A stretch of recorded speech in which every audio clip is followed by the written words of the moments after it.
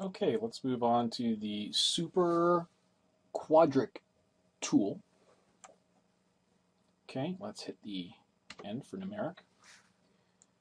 Okay, so let's start with Toroid. Okay, so this is sort of like a style of like that donut like we saw before, except it sort of it says SuperQuadric or Quadric, sorry. So it looks kind of like a quad with four sides, and just rounded a little bit, so kind of interesting. Okay, so once again you can change the axis which it's facing. Let's stick with Y. Segments, you can make it more rounded.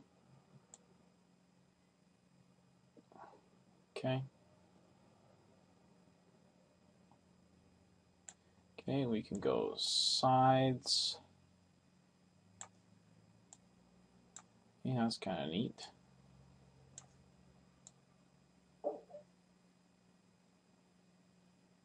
Okay, and you've got all sorts of other different parameters you can mess around with here as well. Let's bump this back up again. Okay, you know, center, obviously, same thing. Same thing, the crosshairs, you can grab it. Same as the other tools. Change the position numerically or with the sliders. Size on the X and the Y and the Z planes. See, you can stretch the stuff out. Okay. See in the X, see in the Y, this looks kind of almost like a kind of a barrel shape. So if you want to make a barrel, some form of a barrel quickly, sort of like a quadric version of it, you can do that. So that's pretty handy.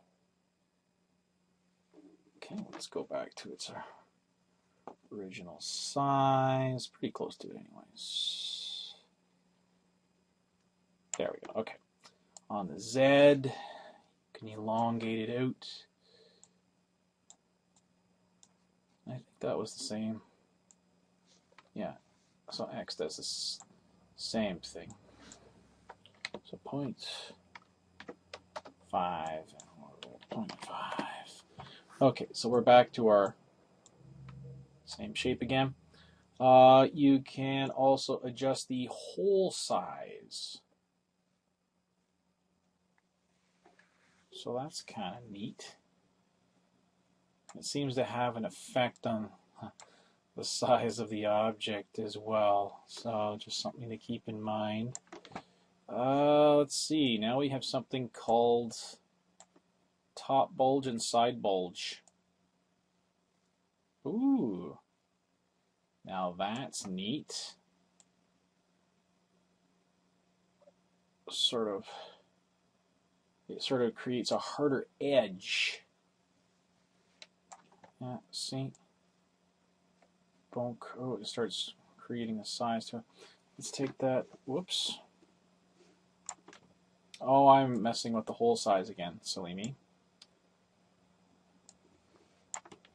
Let's bring this down. Okay, so you can sharpen up the edge by dragging the top bulge. Let's pull that back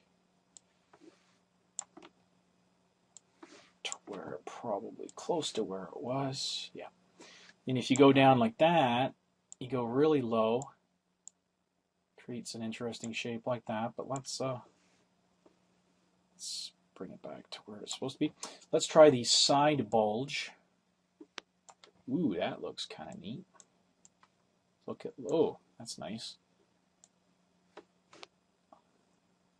So, see what it's doing? It's those corners, that quad look, the default quad look. So you can actually turn this back into a donut shape again by adjusting the, excuse me, the side bulge. Oh, wow. And bring it right in. So this could make some pretty neat stuff if you combine a lot of this stuff together. Create some interesting shapes. Okay, so lots of possibilities, and once again, you can create UVs inside here as well. Okay. Oh, and let's clear that one out. Let's hit the. I'll pull it up. Okay, I reactivated it. Let's go to Ellipsoid. Okay, so that's a different style of shape we got going here. Once again, same deal. You can change the axis, change the amount of sides that it has. Okay, segments. Oop, see, it almost turns into a diamond kind of shape. And you can mess things up in here. You can move this around. You can grab the corners, stretch them out, make some different shapes. Let's bring this back out. Okay, let's. So you got center, same deal. I don't think we need to go through that. You know how to use the center tool. Either use this or type in numbers. Use the sliders. Size. Once again, you can elongate stuff. Okay, you can make it heighten. Stretch it out on the z-axis. Okay, and let's see what top bulge does. Okay, so it takes the,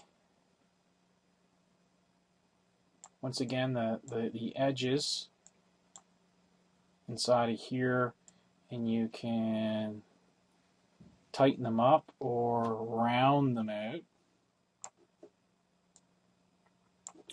Okay, side bulge does similar to what the other